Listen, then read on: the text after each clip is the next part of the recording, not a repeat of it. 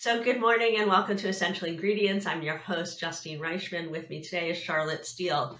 Charlotte, welcome. So excited to have you here, learn a little bit about you and what you're doing in this world with food and children and all sorts of things, education. Thank you, Justine. It's so great to see you. My pleasure. So Charlotte, I'd love to just learn a little bit about you and have our audience learn a little bit about you. So let's start at the beginning right now. Like, if you had to sum up your mission in life as it relates to what you do with purpose, what would that be? Oh, I've been doing a lot of reflecting on this recently. I see my mission in life to support the development of kids with as many access points as possible. Thinking about the development of young people and the way that they become a fully embodied version of themselves, there are so many ways to do that. And in my field, we do that through food, through eating, through cooking, through gardening, and through building a relationship with nature. There are so many opportunities for young people to engage with these mediums and learn things about themselves. And that really is what I see as my mission in life. I love that. And it's got to start at the beginning when the kids are young, because then these values are ingrained in them. They're learned. It's both the environment and it's learned, right? So it's all around them, and it's a way for them to incorporate them in their day-to-day life. So, okay, so at this moment, we're here talking about food and kids and the importance of it. And what are your hopes when you bring these kids the access that you will see on a more global level, local level, with the community? So with food, myself and also my organization, Edible Schoolyard New Orleans, we really think about two things. We think about access and we think about agency. So often there are barriers for young people to develop a holistic relationship with food. And that can range from any number of things. So our number one goal is to have fresh ingredients with and around kids that they can try in a way that they opt into. So the second aspect of that is agency. We are in control of our food identity and our food development. We see our role as to provide kids with those opportunities to make choices and to have information about those choices so that they can be the most informed for themselves. Food can do so many things for our bodies. It can be physically nourishing, emotionally nourishing, comforting. It can connect us to others. And we really try to put all of those things in the center of our classes and, again, provide students with those opportunities to build that agency and personal connection. So why was this so important for you? How did you get into this field? I started in this field as a young person myself, just finishing school. Personally, as a young person, I did not have a strong relationship with food. We just had some challenges around food and how it was talked about in my household. Just some harmful language with shame and body image, and not a lot of inspiration. Can you share some of that with us? Can you share some of that so that we know what you're talking about, if you don't mind? Just yeah. So other people, because when other people or children or parents are listening to this, they can hear some of the things that inspired you to create a different environment so other children wouldn't have to experience that potentially. Great. So I think in my personal home, it's sort of started with a lack of knowledge around food. It wasn't a very inspired or joyful food environment. It was a lot about nutrients. And nutrients are definitely important. But in our social emotional development as young people, we really need to understand both how food nourishes our bodies and also how all of the options of food that we're going to have to eat throughout our lives, like it or not, good or bad, are going to impact us in a variety of ways. And for me and my family, a lot of our focus on purely nourishment resulted in disordered eating for some of my family members. Oh. And that was challenging. And as in my late teens, when I went to school, I went to a school in a small town in Michigan, Kalamazoo College. And I went to my first farmer's market and I ate at my first international restaurants. And I really began to understand food as spontaneity and joy and connection, um, and just fun. And I think that really helped me relearn a lot of what I thought I understood food to be, and use food to continue my own personal journey to get to know myself better and connect to my community in meaningful ways. That's nice. I find food is a great way to connect. I like to cook for family and friends, just, whether it's a way I show I care, I love, and I want to do it with good ingredients, and I want to talk about it, and I want to make sure that everybody likes it, and then it's just a way to create kind of a good place to come together, to have good conversation over, and eating healthy. I mean, I know that when I was a kid, my mom was so focused on losing weight and this and that it got to, and she was like always doing, I can't have this and no sugar and too much salt and this and it became like, I was like, it's always such a thing. And so I wanted to make it not a thing. Like, this could be your personal story and that can be really important for you. But you know what? Just say, this is what I can eat. So it takes it in a different direction. Exactly. And you know what? It doesn't even matter, right? Like, I made gluten-free pasta for some friends with an amazing sauce I bought at the farmer's market. Great ingredients. People love the pasta. They had no idea it was gluten-free. And it was not a conversation.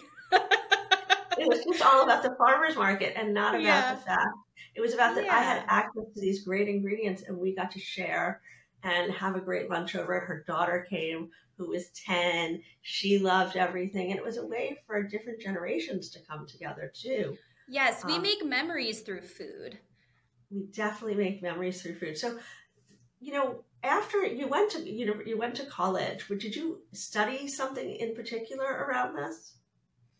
I studied human development and social relations with a focus on food systems. I actually did the school that I went to required undergraduate research as a requirement to matriculate, and I did my thesis on food access and sort of assessing the landscape of grocery options in the city of Kalamazoo. I feel like from a research lens, food access has taken a couple of different terms and is most aptly named sometimes food apartheid, that there are areas and neighborhoods where grocery stores are intentionally kept, or gas stations are most often the biggest source of food. But really what I tried to do in that research is interview and do focus groups with residents of that neighborhood and understand, if we took the research and the speculating out of the question, did people really feel like they had access and connection to the food that they needed? And I partnered with a local grocery store in the city and interviewed customers there, and really came to understand that the industrial food system, as on a more global level, is really what is influencing our food choices, not so much the logistical components of how we exist in our community. And so what role does that play in your goal to make food a positive experience and connection for children? I think that when we think about our food system, there are certainly things that we can change, but I think there's a lot of power in understanding our reality and being really smart navigators of it. And for kids, at least with Edible Schoolyard and in my personal teaching career, that has meant that all food is okay. The food that we have access to is okay. The food that we're given from our family members is okay. The food that we eat at school, new foods are okay. Foods that we like are okay. Foods that we don't like are okay. Really giving kids the tools to navigate all of those different options and understand how and when they have a place at the table in their lives. And what role do the healthier foods, like addressing that sort of for the children so that they are associated in a positive way, Yes. and can make that better for you choice for themselves. Yes. So that's where the access comes in. At Edible Schoolyard New Orleans, we have programming in 4 open enrollment public charter schools in New Orleans. And that includes 4 big full gardens and 2 teaching kitchens. So what we see and practice is that when kids can watch fresh food grow and participate in nourishing a seed in a plant, and then maybe harvest it on the spot and try it raw, that access and agency all of a sudden intersect. They choose to eat that food because they have a personal connection to it and a personal relationship to it. Seeing that food in the store might inspire a different outcome, but enjoying it in community with their classmates is something else. And then the other layer on that is learning how to prepare it, or understanding and trying familiar ways to prepare it and new ways to prepare it. A lot of our food we try to eat raw because it's the most efficient and most surprising way to just munch on a carrot that's come right out of the soil. But we also try to do some al fresco cooking in our outdoor classrooms, adding dressings, sauces, mashing guacamole, different ways that we can use the ingredients in combination with others so that we can increase that flavor and that physical connection to the food. When these kids come in and they connect with the food, and they're connecting in the garden and they're connecting in the kitchen, when they go home, they may have very different realities there. Some children, some parents are very into gardening and healthy food and systems and understanding where things come from. Other families feel oftentimes that, okay, we don't have the budget for that because maybe they haven't had the access to understand how they can make it accessible to themselves, and may make other choices. So that conversation, I imagine, for the children and the parents can be challenging at times. And I'm sure that the parents can learn from the kids and vice versa. But how do you have the children navigate that? That's a really good question, because the other theme that we've sort of addressed here with food is community.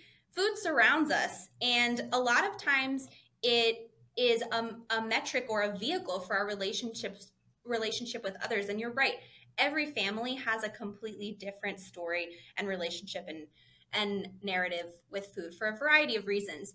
So the number one way that we navigate that is through events.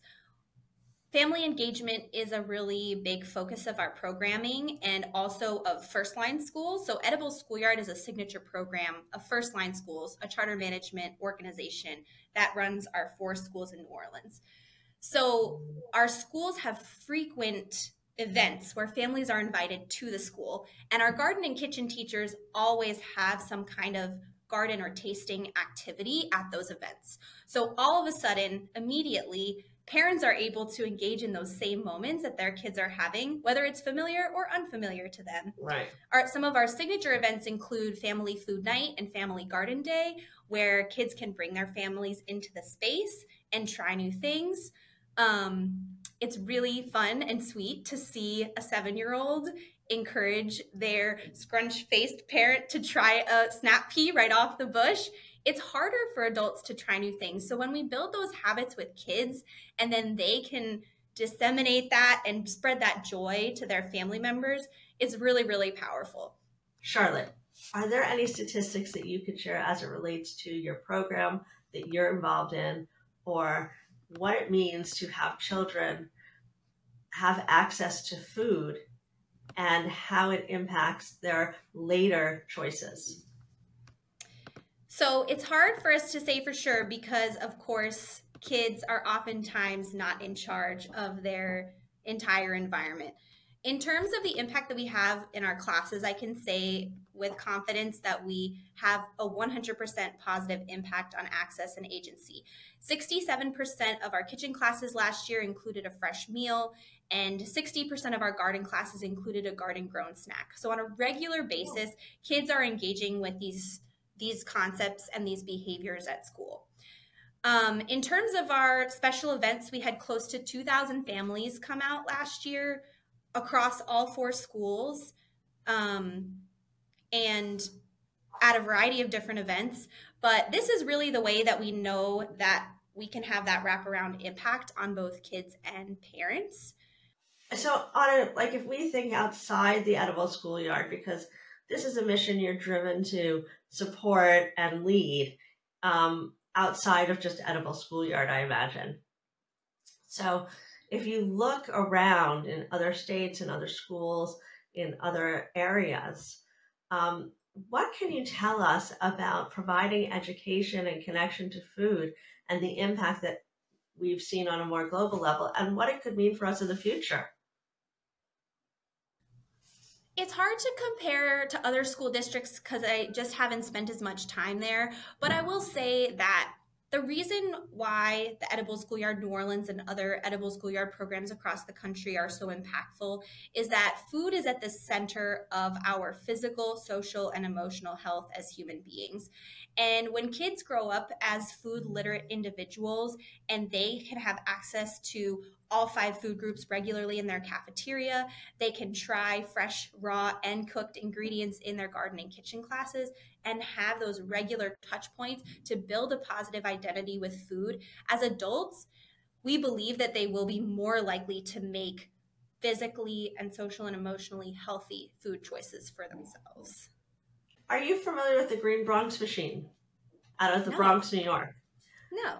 So the Green Bronx Machine is run by Steve Ritz and a variety. He's the one that spearheaded it. Definitely look it up. And they created a program that can be used in different schools to incorporate growing plants and students doing better just in general, right? And so I feel like there could be some synergies there with you guys. They're in the Bronx and they create these programs throughout. And they've just been it's global. He's been to Dubai, he's been everywhere. And basically it's a program that the school can follow along with. Whereas what I'm understanding from you is you have the physical school. So his is a program that you develop in a school and the kids are participating in. Yours is a destination, right, in these schools. Yeah, ours is a physical part of the school property. So students go to lunch, they go to recess, and then we are a fully embedded part of the enrichment or specials cycle in the school schedule. So kids might go to PE, they might go to music, and then come to garden class as one of those regularly scheduled classes that they have as a part of their week. And the schedule and rhythm that kids come sort of depends between each school, but our gardens and kitchens are a part of the school property. You run a great program. And your interests are really very defined and connected to food and children. We want to see this grow globally. What is your hope for programs like yourself, like this one, as we expand and we grow and people become more familiar with this, so that we can maybe see children as they, age out of the schools making better for you choices? I think my hope is twofold. First, for happy, healthy adults. On my personal journey, I have been blessed to be equipped with a number of skills that I've found through food and also through getting to know myself better through therapy. I think really understanding ourselves as individuals, both on an internal and an emotional level, and also as an agent of our community, is something that food has the power to drive us towards. And again, when we think about food, we think about those 2 components of health, physical health and also social and emotional health, that connectedness. Food is really powerful in that way. The second component is connected communities. Farmers and food purveyors are absolutely essential to our past, present, and future. When I think about this kind of work and the impact that it can have, a lot of it comes down to relationships and understanding and having appreciation for the people who are working hard to grow, harvest, package, and distribute our food every single day. We live in a hyper industrialized world, and it's really easy to lose touch with those things. And doing things like shopping at the farmers market, like you mentioned earlier, can really just reconnect us and help make our communities happier and more resilient. So for those children that don't have access to a program like this in their school, right? And what are some ways that we could maybe offer them to start to make some connections through food?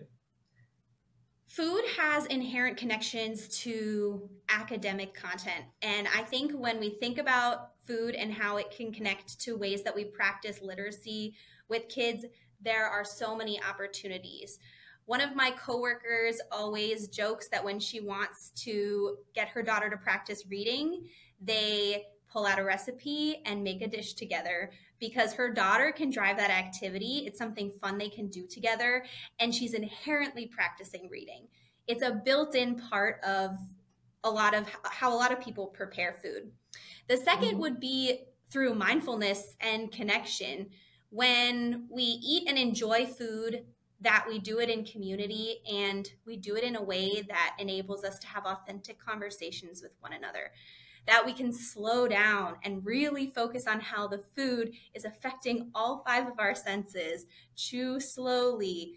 One of my favorite team builders that I've done recently at work involved having to write a narrative description about a food that we tasted and read it to someone else to see if they could guess that food. Oh. When we think about a food and its texture, its flavor, its smell, even how it sounds while we're eating it, we just have that much more of a richer relationship. And the last way, I think, would be through nature and the natural world. Food grows all around us, in cities, in forests, and the more regard and regular experience that we can have in nature, the bigger appreciation will build. Physical and emotional appreciation will build for ecosystems, for pollinators like bees and butterflies, and ensuring that we can protect those ecosystems so plants can continue to bear fruit, and farmers can continue to have the climate conditions that they need to grow. I appreciate that, because I think one of the things we really hope to do here on the podcast is to provide a platform for people to share different ways to inspire others so that they can be inspired and, creative and create access to better food choices, right? And absolutely, there's so many positives that come out of it.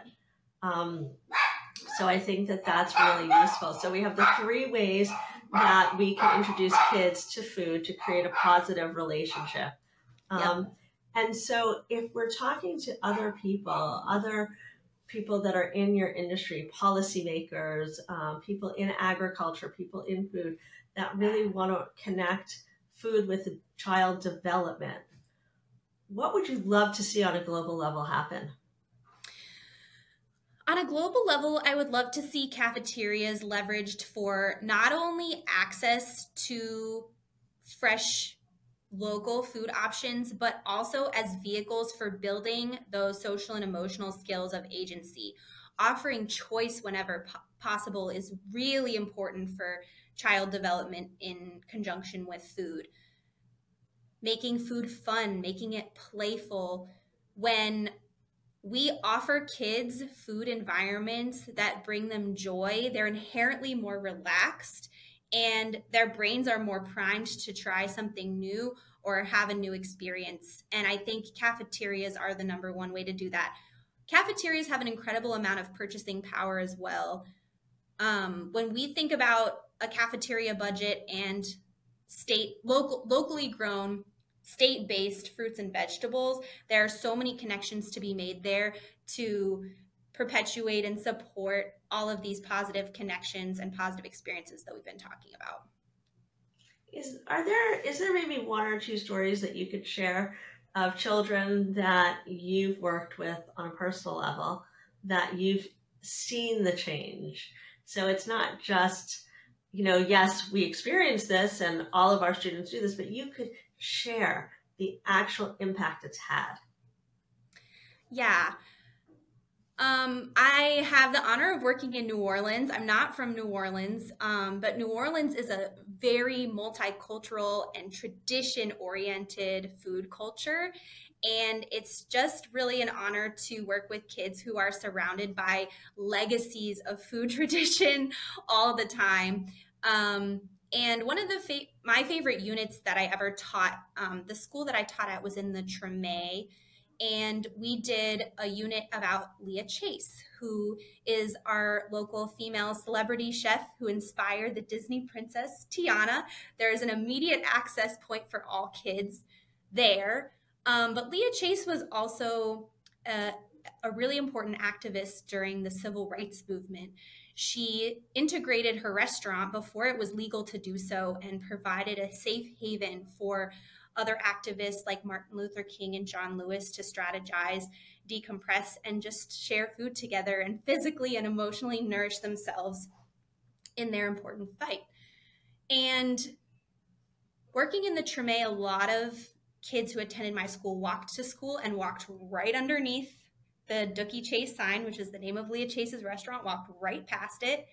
And for a lot of kids, that awareness just isn't there. But being able to explicitly teach and use visual aids to bring them into that history that so many tourists were coming to explicitly experience was really inspired a lot of pride. Kids felt connected to their physical neighborhood. They felt connected to Disney and Princess Tiana and her story of opening her own restaurant. And most importantly, they got to experience some of Leah Chase's signature recipes, including her famous sweet potato pie and gumbo. And every year, at the end of the year, we'd ask every single kid, what was your favorite thing that we did this year? And almost every single one would say learning about Leah Chase. Oh, that's amazing. So it's connecting food and education and community and culture. And to further dig a little deeper into the question of culture, oftentimes, many cultures have recipes that are not inherently healthy. I mean, I speak from the Jewish culture where we put sour cream and cream cheese and sticks of butter and sugar and all sorts of things. So when oftentimes you talk about culture and you talk about how ingrained it is, how do you support these children or these families to be able to continue to make their recipes, their foods that they're so connected to by culture, that with a little bit of a more mindful and healthier twist, so that they can continue the tradition but equally be mindful of what's going into it? That's a really good question. I think rather than add a twist or be mindful of what's going into it, because those recipes hold so much intergenerational pride, it's really just offering diversity and understanding of the ingredients and where they come from and other foods to prepare in partnership with those foods. Oh, so it's not about either or, it's about both and. Yes, exactly. I like that. And I think, maybe when I was in school, I feel like learning about food education, it was a lot about replacement. It was about we should or shouldn't, healthy, unhealthy, like we can eat this, we can't eat this. But if we think about human beings and human nature, that's not necessarily real or realistic for everyone, especially when your food identity, like we've been talking about, has been passed down for multiple generations.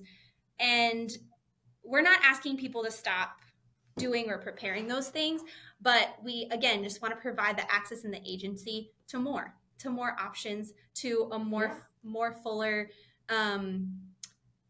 knowledge and understanding of exactly where those ingredients come from. One of Leah Chase's most famous recipes actually is gumbo herbs, which is a vegetarian gumbo and includes, I don't remember if it's 7 or 9 different greens. So when we made our gumbo with the kids, we would do meat. We would usually do sausage or chicken because that's familiar, that's safe for them. Right. And then we would add the greens from the garden because they grew them and they would eat it all together. And that, I think, is the name of the game, finding those intersections of comfort and familiarity, and also risk and newness. I think that's a great way to integrate it, make it accessible and familiar. And I would add just to go back to what you said, which is not changing, but making other things accessible around it. It's also about moderation. The truth is, if we can eat things in moderation, it's a better way to be anyway, right? So I don't think we need to be gluttons about it. So part of it is just understanding that, I was taught that when I'm full, I don't eat anymore. And I always take what I think I can eat on my plate. I leave the rest in the center because I can go back 6 times. But if I take it all and then I don't eat it, well, that's wasteful, right? Yes. And that's such an important life skill, is having the interoception to be able to feel your stomach fill up and know, I'm full, I'm done. So Charlotte, I really appreciate you coming on, sharing your inspiration, your hopes, the successes that you've had. And I hope that it will inspire those in the industry and in the space to support their children and families to make more informed choices, and maybe create other programs similar to yours in places they don't exist. Thank you so much, Justine. I really enjoyed our conversation. Thank you. You too.